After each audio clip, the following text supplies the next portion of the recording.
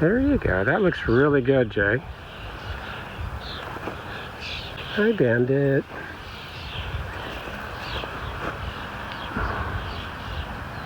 Yeah.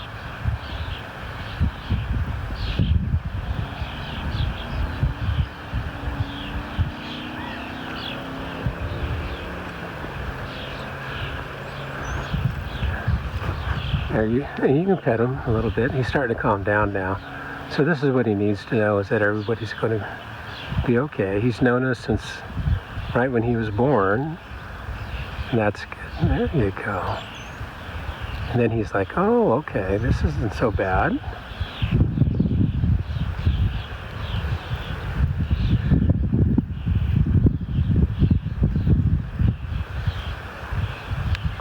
Hi, Bandit.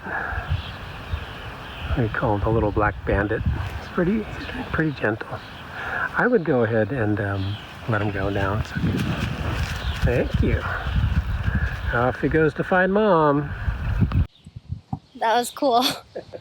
That was really awesome. It was like right when I got into this corner against the arena panel and these panels, and I was holding him like in front of his neck a little and right behind his butt underneath it. I was able to like pat him on both sides and just talk to him, and it was nice because our faces were right next to each other so he could hear me, and I like made sure my chest was like on his belly so like he could feel my heartbeat. And I was just telling him like, it's okay, like you're safe, like I'm gonna work with you and all that. Okay, look at Bandit standing right next to the horses. Hey Jay, what just happened? So I was walking Jay for about like a little over half of the arena, and then I didn't know what you were trying to tell me because you were just whistling and pointing, and I didn't get it. But you wanted me to trot, and so then as I got closer, I went to trot, like start him up to trot, and then he just kind of like took off. He bolted on you. He bolted, and he tried to start like loping. Well, he was galloping. Yeah. Well, where did your hand go? Horn. Okay. Right away when I realized he was like not deciding to trot and deciding to take off, I was like, okay. How many seconds was that? Like a split second, like so fast. Just a fraction, right? Yeah. Just like that. Like it was like he decided instead of listening that's what he was gonna do. And what did we talk about yesterday? Oh, we talked about how he does that, and like I haven't experienced it before. That was the first time that he's done it, where like we were alone and he decided to take off. But that's like something that he does to test his rider, whoever's riding him, and to see like if they're like gonna get scared of it. Or, like, well, let me put it this way. So we were talking with Jess. Jess and I were talking, and I said, listen, here's his deal.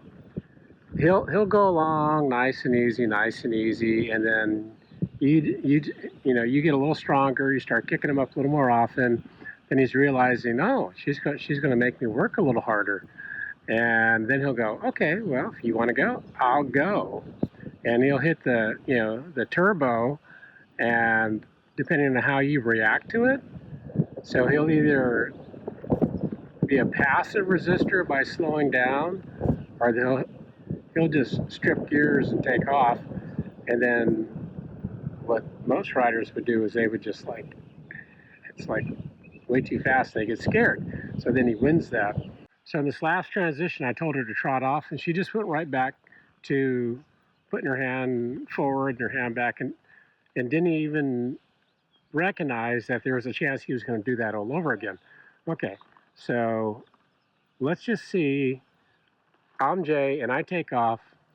I'm just going to slap my thigh. And how fast you can get to the horse. What did you just do? Huh? What did you do with your Rommel? I brought it forward. You slapped your horse with it. Do you think that's going to slow your horse down or speed your horse up? No, I didn't mean to do that. It slipped between my fingers. That's not okay. You going to try it again? Look at your horse, like you normally do. You're trotting. You did it again. I can't not bring it forward if I'm holding it. Don't hold it. What's more important, holding the end of your Rommel or securing your seat? Okay. Okay. Again, what I want you to do is just cover the top of the horn. That's how I want your hand to be. Hold your fingers off. Use the palm of your hand, right? Then if you need the horn, then you just roll your hand down. See, if you go like this, you just roll your hands. How quick that is? Roll your, if you need it. Otherwise, you can just kind of you can tuck your fingers. But don't close your fingers. But the strength of your hand is in your palm, not in your fingers. Okay, this way. Right? Don't grab with your fingers because you'll just blow right out. Is it okay if the Rommel is Sure. like that? Yeah, it's just a piece of equipment that you control. Like everything else. Let's kick them up. Let's go. Yeah, he knows I'm watching him. All right, we'll practice. Okay, that's good. Turn this way.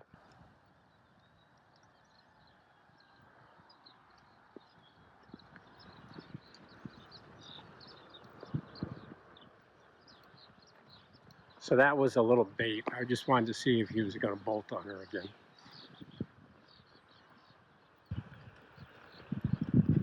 That's better. Look what I can do. That's pretty good. Oh. So you should be able to do that on your horse, right? Now that looks better.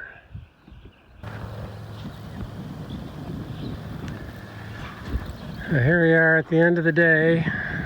Sun setting in the west, the Bright Ranch in San Martin, California. We had some highs and lows today. Yes, we did. We just saw Spotty, our barn queen cat, catch a vole and devour it, and Jessica was traumatized. Every time. And then we lost our good ranch cat. He passed away. He had a good long life. Live forever. Really I know. I can barely remember when they were kittens. Yeah.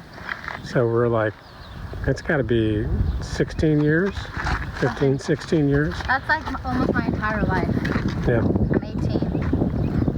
So. And then I guess. It was sweet because he passed away in like one of his favorite napping spots. I know. Right under the bench, under the tree. So Jack found him. Yeah. He was about to start pulling the weeds, and then he was like, "Is this a cat?" And then Mom was probably just thinking like, "Oh yeah, like probably just napping there." And then like he was just kind of quiet, and then she was like, "Is it alive?" And he was like, "No, it's dead." And so then I heard that, and we both like ran over, and it was Simba. And I was almost like a little worried because I thought it might have been Harry, because he's been acting really weird lately. Yeah. He's also older. He's 18. Yeah. Yeah, it was Simba.